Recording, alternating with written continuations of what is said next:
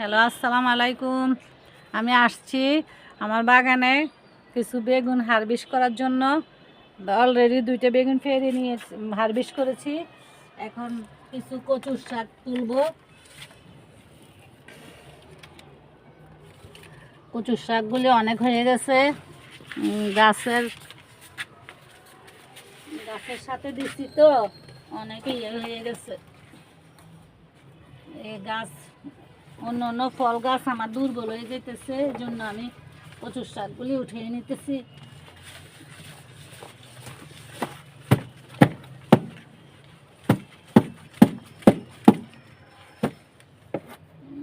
আমার ফল গাছগুলি দুর্বল হয়ে যাচ্ছে, আমি দেখতে পাচ্ছি, এই জন্য আর মনে করলাম এগুলি আর রাখবো না। কচু গাছের জন্য আমার আম গাছের কুড়ি আসতেছে না।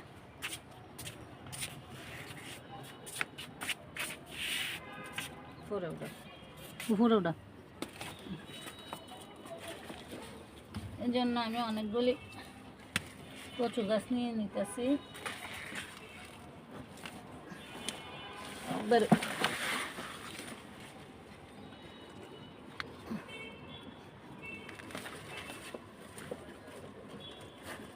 আমার গাছের শক্তি নষ্ট হয়ে যেতেছে, ভালো ভালো গাছ, আমার ফলন্ত গাছ নষ্ট হয়ে যেতেছে।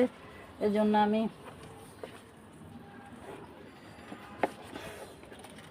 আমার কচু গাছগুলি উঠিয়ে নিচ্ছি।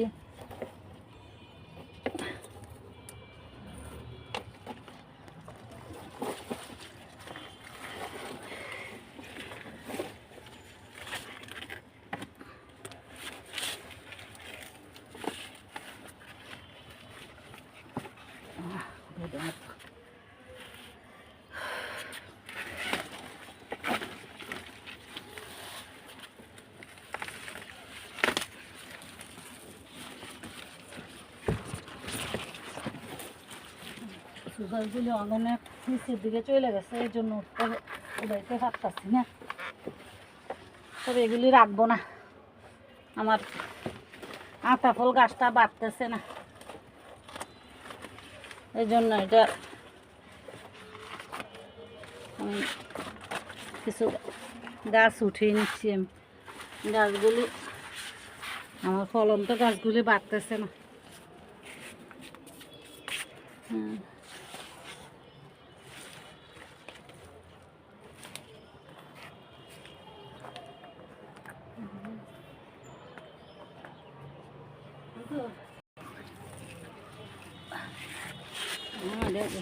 ইয়ে দিয়েও দিতে দাও দিও।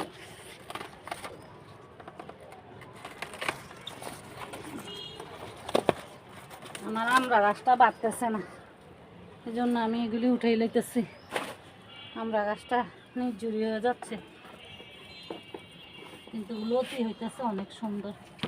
কি করবো এগুলি দিয়ে, আমি কি করব, আমার ভালো গাছ নষ্ট হয়ে যেতেছে। দেখেন কি মোটা মোটা লটকি আসছে গাছ থেকে।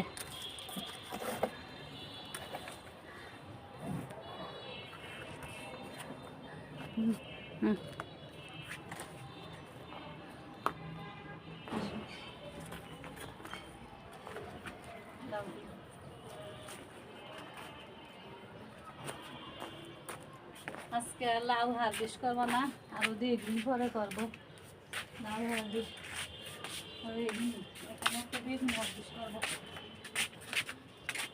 এখানে একটা বেগুন অনেক বড় হয়ে গেছে তো, ওই জন্য এটা হারভেস্ট করে ফেলবো।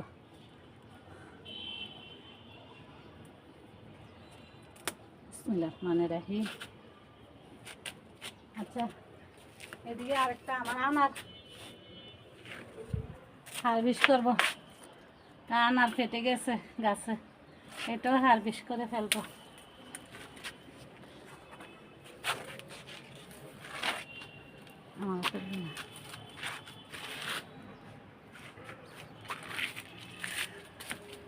আজকে আর কিছু নিলাম না, এই পর্যন্ত করলা দিবে পর্যন্ত রইল।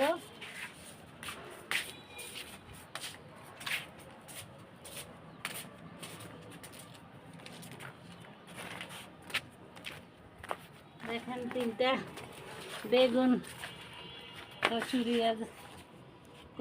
করছি, একটা আনার করছি। দেখেন, তো আপনাদের যদি ভালো লাগে তাহলে আমার জন্য একটা লাইক দিবেন, সাবস্ক্রাইব করবেন। আল্লাহ হাফেজ।